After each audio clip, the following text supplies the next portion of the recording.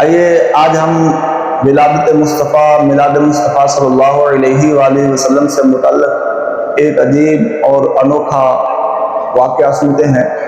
علامہ ابن حجر مکی شافعی رحمۃ اللہ تعالی علیہ نے نعمت الکبریٰ صفحہ نمبر 52 پر ولادت مصطفیٰ صلی اللہ علیہ وآلہ وسلم پر ہونے والا ایک ایمان افروز واقعہ لکھا ہے۔ واقعہ کچھ یوں ہے کہ ایک شخص کا نام عامر یمنی تھا۔ اس کی ایک بیٹی تھی جو کولنج یعنی بڑی آنکھ کا درد اور جذام یعنی سفید داغ وغیرہ کے امراض میں مبتلا تھی، اور ساتھ ہی ساتھ وہ چلنے پھرنے سے بھی معذور تھی۔ عامر یمنی اس وقت کیونکہ غیر مسلم تھا، جھوٹے خداؤں کی عبادت کرتا تھا، وہ اپنی بیٹی کو جھوٹے خداؤں کے سامنے بٹھاتا اور کہتا، اگر تو شفا دے سکتا ہے تو میری بیٹی کو شفا دے۔ سالوں تک وہ اسی طرح کرتا رہا، مگر جھوٹا خدا آخرکار ایک بے جان پتھر ہی تو تھا، اور وہ کر بھی کیا سکتا تھا۔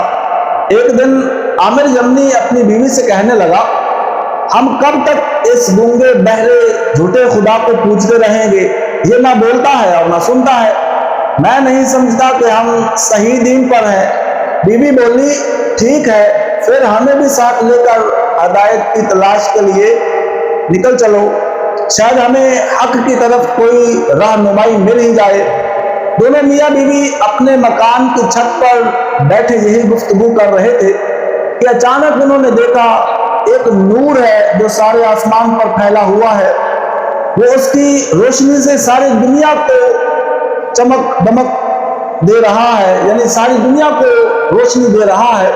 اللہ پاک نے ان کی آنکھوں سے گمراہی کے پردے ہٹا دیے تاکہ وہ خواب غفلت سے جاگ جائیں۔ کیا دیکھتے ہیں کہ فرشتے صف باندھے ایک مکان کے گھیرے میں لیے ہوئے ہیں، پہاڑ سجدہ کر رہے ہیں، زمین ٹھہری ہوئی ہے اور درخت جھکے ہوئے ہیں، اور ایک کہنے والا کہہ رہا ہے، مبارک ہو سچے اور آخری نبی صلی اللہ علیہ وآلہ وسلم پیدا ہو گئے ہیں، مبارک ہو خاتم المرسلین تشریف لے آئے، جناب رحمت للعالمین تشریف لے آئے۔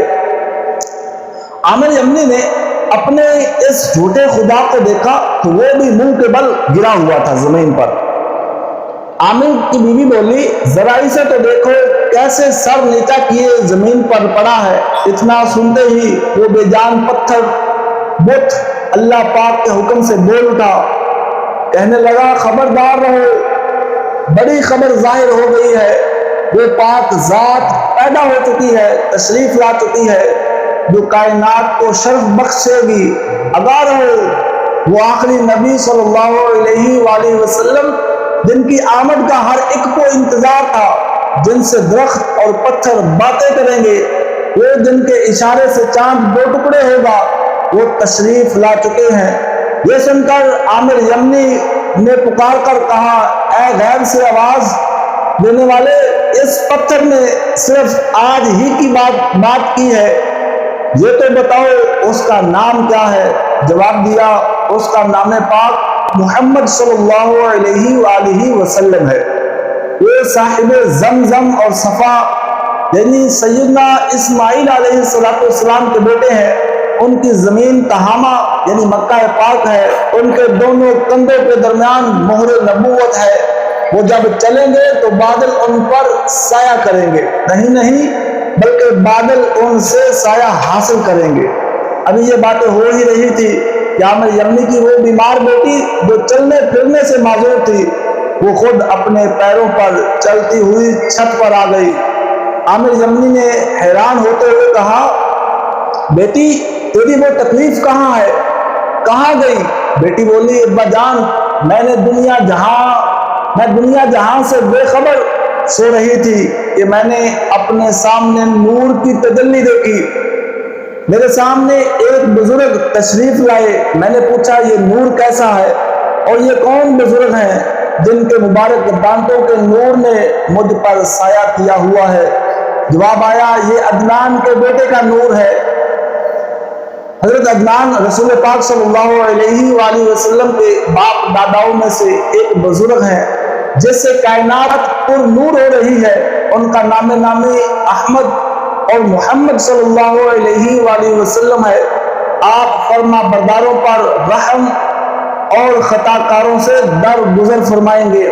میں نے پوچھا ان کا دین کیا ہے؟ جواب دیا وہ دین حنیف یعنی سچے دین پر ہے۔ میں نے پوچھا وہ کس کی عبادت کرتے ہیں؟ جواب ملا اللہ وحدہ لا شریک کی، یعنی اس اللہ پاک کی جو ایک ہے اور اس کا کوئی شریک نہیں۔ میں نے پوچھا آپ کون ہیں؟ جواب ملا میں ان فرشتوں میں سے ہوں جنہیں نور محمد صلی اللہ علیہ وآلہ وسلم اٹھانے کا شرف بخشا گیا۔ میں نے عرض کی کہ آپ میری اس تکلیف کو نہیں دیکھتے؟ فرشتے نے کہا ہاں، تم نبی احمد صلی اللہ علیہ وآلہ وسلم کے وسیلے سے دعا کرو کہ ان کے وسیلے سے کی گئی ہر دعا قبول ہوتی ہے۔ بچی کہہ رہی ہے کہ یہ سنتے ہی میں نے اپنے دونوں ہاتھ پھیلا دیے اور سچے دل سے اللہ پاک کی بارگاہ میں دعا کی، پھر اپنے ہاتھوں کو چہرے اور جسم پر پھیرا۔ جب میں نیند سے اٹھی تو میری بیماری دور ہو چکی تھی۔ ولادت مصطفیٰ کی اتنی برکات آنکھوں سے دیکھ کر عامر یمنی اس کی بیوی اور بچی کا دل محبت مصطفیٰ سے سرشار ہو چکا تھا۔ عامر یمنی اور اس کے تمام گھر والے نور والے آقا مدینے والے مصطفیٰ صلی اللہ علیہ وآلہ وسلم کی تلاش میں اٹھ کھڑے ہوئے، لمبا سفر کر کے آخر مکہ پاک میں پہنچے۔ حضرت سیدہ آمنہ رضی اللہ تعالی عنہ کے مکان علی شان کا پتہ پوچھ کر دروازے پر دستک دی۔ بی بی آمنہ رضی اللہ تعالی عنہ نے آنے کا مقصد پوچھا، انہوں نے مقصد بتایا۔ سیدہ آمنہ رضی اللہ تعالی عنہ نے کچھ تحقیق وغیرہ کرنے کے بعد انہیں زیارت مصطفیٰ صلی اللہ علیہ وآلہ وسلم کی اجازت بخشی۔ اجازت ملتے ہی وہ اس مبارک کمرے میں داخل ہوئے جس میں وہ دو جہاں کے تاجدار صلی اللہ علیہ وآلہ وسلم آرام فرما تھے۔ وہاں کے انوار و تجلیات میں ایسے دن ہوئے کہ دنیا اور دنیا میں جو کچھ ہے اس سے بے خبر ہو گئے۔ بے ساختہ اللہ پاک کا ذکر کرنے لگے۔ جیسے ہی چہرہ پر انوار سے پردہ اٹھا تو دیدار کرتے ہی یکدم ان کی چیخیں نکل گئیں، اتنا روئے کہ ہچکیاں بند گئیں، قریب تھا کہ ان کی روح ان کے جسم سے نکل جاتی۔ آگے بڑھ کر رسول پاک صلی اللہ علیہ وآلہ وسلم کے ننھے ننھے مبارک ہاتھوں کو چوما۔ ابھی یہاں آئے ہوئے کچھ ہی دیر گزری تھی کہ سیدہ آمنہ رضی اللہ تعالی عنہ نے انہیں واپس چلے جانے کا حکم دیا۔ آخر نہ چاہتے ہوئے بھی عامر یمنی دل پر ہاتھ رکھتے ہوئے گھر سے باہر آئے۔ عامر یمنی کا حال ہی بدل چکا تھا، وہ اس نورانی چہرے کے دیدار کے عاشق بن چکے تھے۔ دیوانہ وار چیخ کر کہنے لگے مجھے واپس لے چلو، اور بی بی آمنہ رضی اللہ تعالی عنہ سے التجا کرو کہ مجھے دیدار کرا دیں۔ واپس مکان عالی شان پر حاضر ہوئے۔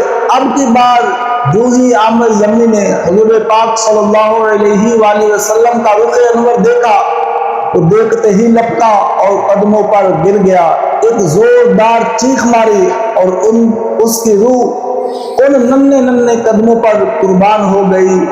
امجد کا دل مٹھی میں لے کر سوتے ہو کیا انجان، ننھے قدموں میں سر کو رکھ کر ہو جاؤں قربان مدنی۔ پیارے اسلام بھائیو، غور کیجئے کہ سرکار علی وقار صلی اللہ علیہ وآلہ وسلم دنیا میں تشریف لائے تو اس شان سے آمد ہوئی، کیسی کیسی برکات کا ظہور ہوا۔ یہ سارا بیان جو ہم نے سنا ان روایات اور واقعات سے واضح ہو جاتا ہے کہ سرکار علی وقار صلی اللہ علیہ وآلہ وسلم کے میلاد مبارک کے وقت زمین اور آسمان میں خوشیاں ہی خوشیاں تھیں۔ اگرچہ انسانوں کی اکثریت اس وقت کفر اور شرک میں تھی، مگر اللہ پاک نے آمد مصطفیٰ میلاد مصطفیٰ صلی اللہ علیہ وآلہ وسلم کا ذکر بلند کیا۔ آمد سرکار سے ظلمت ہوئی کافور ہے، کیا زمین کیا آسمان، ہر سمت چھایا نور ہے۔